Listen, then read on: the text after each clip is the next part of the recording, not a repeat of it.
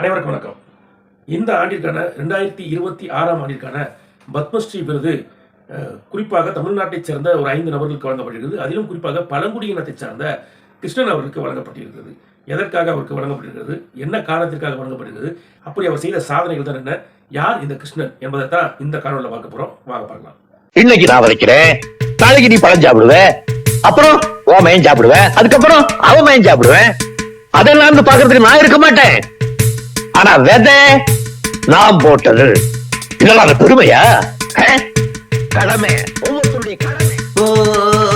ஒவ்வொரு ஆண்டும் குடியரசு தினத்தில் இந்திய ஒன்றிய அரசு கலை, இலக்கியம், அறிவியல், மருத்துவம், விளையாட்டு என்ற பல்வேறு துறைகளில் ஆகச்சிறந்த ஆளுமைகளை தேர்ந்தெடுத்து அவர்களுக்கு இந்தியாவின் மிக உயரிய விருதுகளில் ஒன்றான பத்மஸ்ரீ விருதை அறிவிக்கும். அப்படி இந்த ஆண்டிற்கான பத்மஸ்ரீ விருது பட்டியல் கடந்த ஜனவரி 26 குடியரசு தின விழாவில் அறிவிக்கப்பட்டு வெளியிடப்பட்டிருக்கிறது.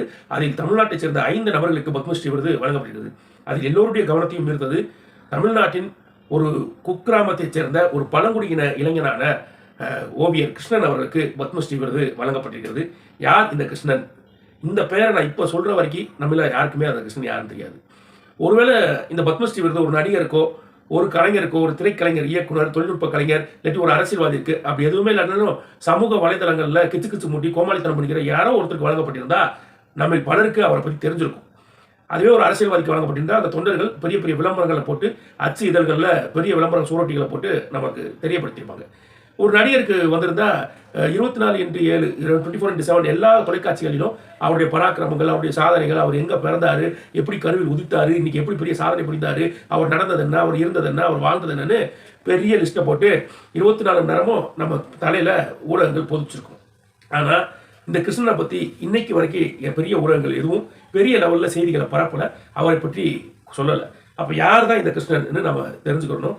அவர் கிட்டத்தட்ட 3000 ஆண்டுகள் பழமையான எழுத்துப்பாறை என்ற ஒரு கலை வடிவத்தை மீட்டுருவாக்கம் செய்து மீட்டெடுத்து மீண்டும் தமிழகத்திற்கு அடுத்த தலைமுறைக்கு கொடுத்திருக்கிறார். அது என்ன வடிவம் என்பதை தெரிந்து கொள்வதற்கு முன்பாக யார் இந்த கிருஷ்ணன் தெரிஞ்சுக்கணுமா இல்லையா?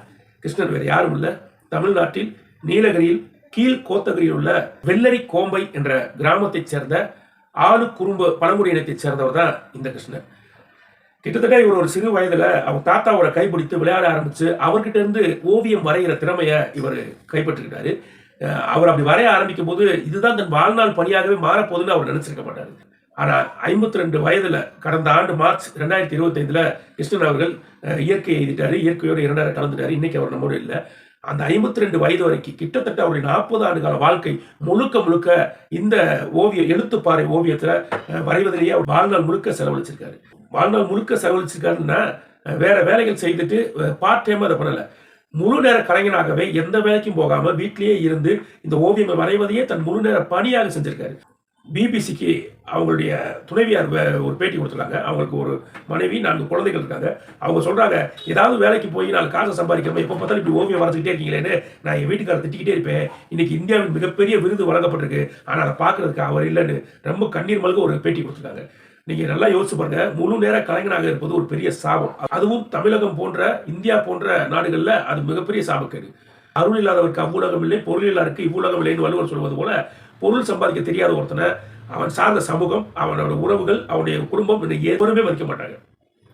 அப்ப அப்படிப்பட்ட உதாசீனங்களை, அவமானங்களை எல்லாத்தையும் தொடர்ந்துட்டு தன் வாழ்நாள் முழுக்க ஒரு கலை வடிவத்துக்காக தன்னை அர்ப்பணித்திருக்கிறார் ஓவியர் கிருஷ்ணன்.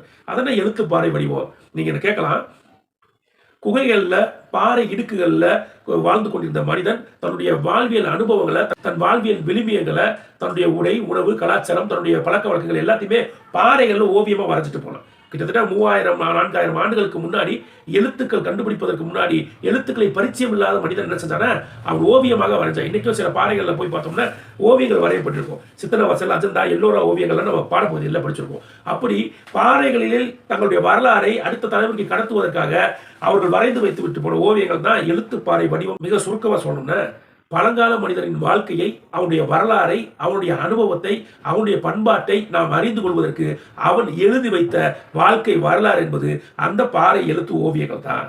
அந்த பாறை எழுத்து ஓவியங்களை மீட்டெடுத்து மீட்டுருவாக்கம் செய்து இன்றைய நவீன காலத்திற்கு ஏற்ப துணிகளில் வரைந்தாரு ஓவியர் கிருஷ்ணன். இது வரைக்கும் யாருமே அப்படி செய்யல. அதை முன்னெடுத்து அதை தீவிரமாக தன் வாழ்நாள் பணியாக துணிகளில் பாறை எழுத்து ஓவியங்கள் போல பாறைகளில் வரையப்படுகிற அந்த கலை வடிவத்தை அப்படியே துணிகளில் கொண்டு வந்தவர் ஓவியர் கிருஷ்ணன். அவர் அந்த குறும்பர் இனத்தை சார்ந்த ஆண் குறும்பர் இனத்தை சார்ந்த அவருடைய வாழ்வியலை, அவருடைய உணவு பழக்க வழக்கங்களை, அவருடைய உடை, அவருடைய இருப்பிடம், அவருடைய சடங்கு சம்பிரதாயம், தெய்வ வழிபாடு, இப்படி எல்லாவற்றையும் தொன்மைகளை எல்லாம் தன் கலைக்குள் பொதித்து வைத்து அடுத்த தலைமுறைகளுக்கு ஆவணமாக உருவாக்கிவிட்டு சென்றிருக்காரு ஓவியர் கிருஷ்ணன். கிட்டத்தட்ட அவர் 14 முறை டெல்லிக்கு பயணம் செஞ்சிருக்காரு. பல்வேறு அமைப்புகளால் அவர் பாராட்டப்பட்டிருக்காரு.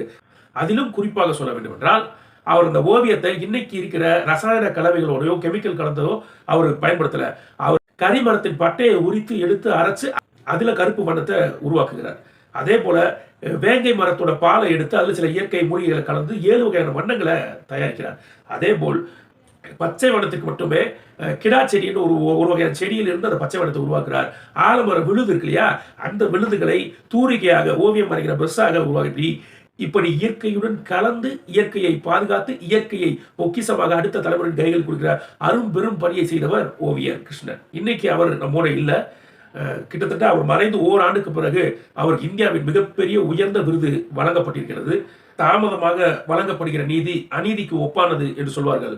அதே போல் தாமதமாக வழங்கப்படும் அங்கீகாரமும் விருதுகளும் அதற்கு ஒப்பானதுதான்.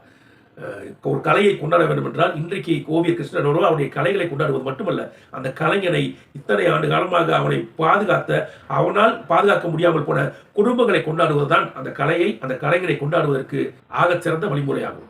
இப்படி ஒரு கலைஞனை தந்த அந்த குடும்பம் இன்னைக்கு நிற்கதியாக அவர் இல்லாத போது பெரும் வறுமையிலையும் பல்வேறு சிக்கல்களையும் தடைகளையும் தாங்கி இருப்பதாக அரசிடம் பல்வேறு கோரிக்கைகளை கிருஷ்ணனின் மனைவி வைத்திருக்கிறார். நாம் அந்த கலைஞரை கொண்டாட வேண்டும் என்றால் அந்த கலைஞரின் குடும்பத்தை நாம் கொண்டாட வேண்டும். அவர்களுக்கு கோரிக்கைகளை நிறைவேற்ற வேண்டும். அதற்கு வழிமுறை செய்வோம். ஓவியர் கிருஷ்ணனை நினைவு கூறுவோம். ஆனா விதை நாம் போட்டது.